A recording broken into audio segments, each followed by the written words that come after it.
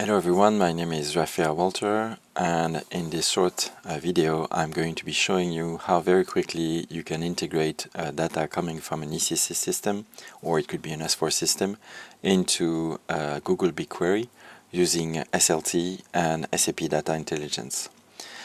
First of all, I'd like to thank Abdelmajid Bekti for providing me with all the different systems that I'm going to be using and showing to you. And actually, he is the one who showed me how to do and perform this in SAP Data Intelligence, and he set up the SLT, so I really want to thank him for that. I could not be able to do it without him. And so here, I am currently in the ECC system, and as you can see, I'm looking at material 1177. This is table Mara with the material number, and I'm going to be changing the old material number, and we'll see how this is going to be replicated inside of Google BigQuery. So just so you know, here this is the SLT replication server cockpit, and I have a mass transfer ID 01A, and if I click on this, I'm replicating table Mara and MEKT, and just so you know, this replication is done in real time. So as soon as a modification will be done, it will be sent immediately to SAP Data Intelligence. So now, how do we actually configure SAP Data Intelligence? So here in the connection management, we will define two connections. One is going to be for the SLT system. So we go here, we can edit, and I see here the different information about this. I could also test, but my video is here. Up. I can't move it. Anyway, so let's go back.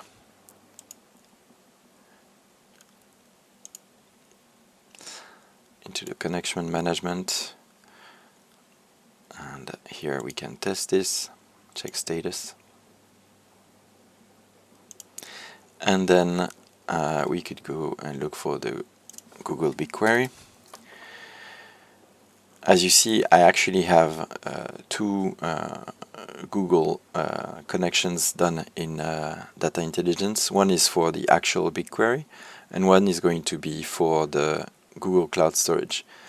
You will see when I'll show you the data pipeline, but actually we're going to be using the Google Cloud Storage as a staging area where the table will be loaded, and then it will be pushed into the Google BigQuery. Maybe this is because of performing delta loads, and this is the way that by using this staging table they can perform the delta load.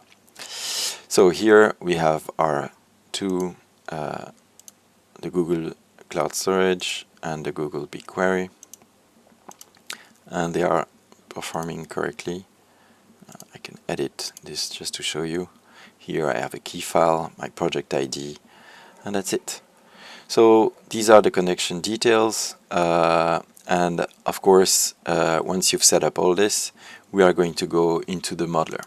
So in the modeler, I have here, I'm using, as you know, in Data Intelligence you have several types of operator. You had the Gen 1 and you had the Generation 2. Actually, using the Gen 1 operators, the graph was a little bit slightly more complex.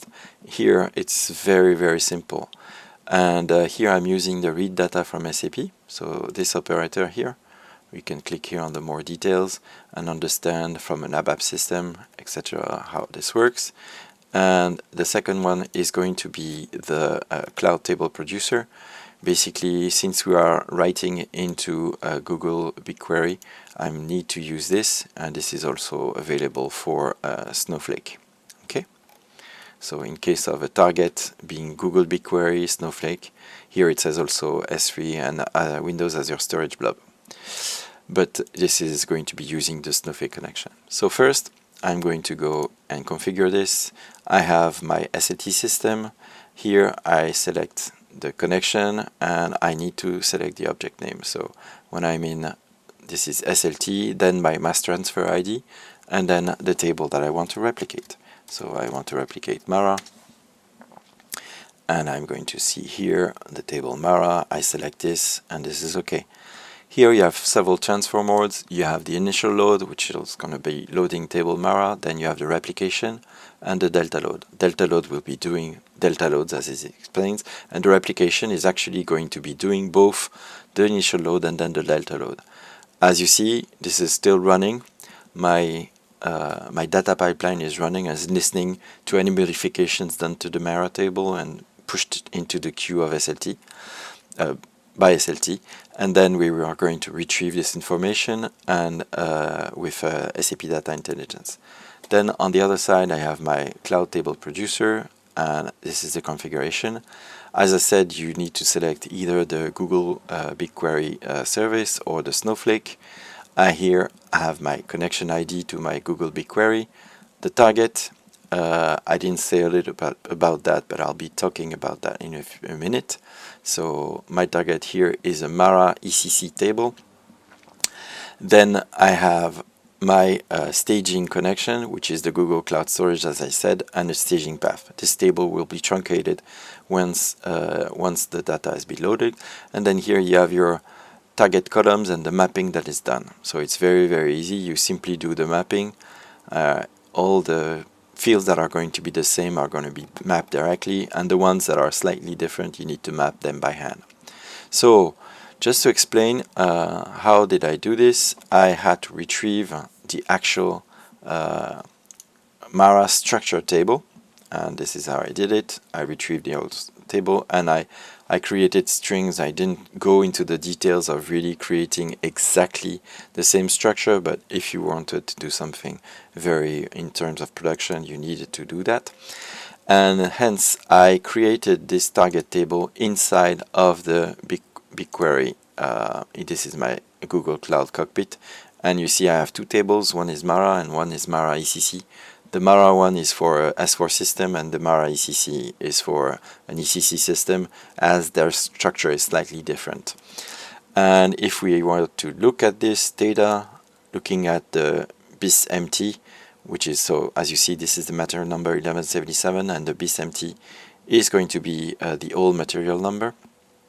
And now, as we are running this in the modeler, this is listening and any modification will be seen. Just a quick reminder, when you are going to be run this, it's good to be doing it as run as here. Okay, I need to save, but you need to run as, and then give it a name, etc. And then capture the snapshot. Okay, what's really important here is that every 30 seconds there will be a snapshot in case something goes wrong. DI, SAP Data Intelligence, will be able to retrieve the fallen data pipeline and to start again. Either you do this with an automatic reconversion and you say, okay, try 10 times or 3 times to restart by yourself, or you can do it manually, and then it's not an automatic recovery, but this is quite important. Okay, so now let's go into my into my ECC system and let's modify this. So we're going to go and put 14, and we're going to save this data. Okay, so this data has been saved, and now going into BigQuery, we see here we can execute this, and here we see that the modification was done. We have 12:14, and this was done today on the 8th of February, and so the modification was handled. Just a very friendly reminder, here in the modeler I've used a graph and a data pipeline because this was done inside of Google BigQuery.